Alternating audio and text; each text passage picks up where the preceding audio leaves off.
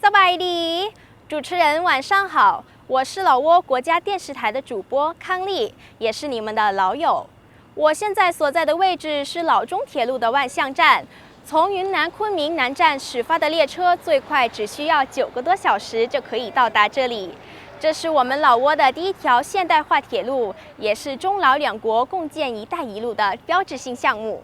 随着中老铁路这条黄金大通道的开通，老挝与中国与东盟的生意越做越大，还通过电子商务加强与中国的优质产品贸易。现在老挝的经济越来越好，人们的生活也越来越好。老挝和中国一样，是一个山美、水美、人也美的地方。我知道中国有句古话叫做“有朋自远方来，不亦乐乎”。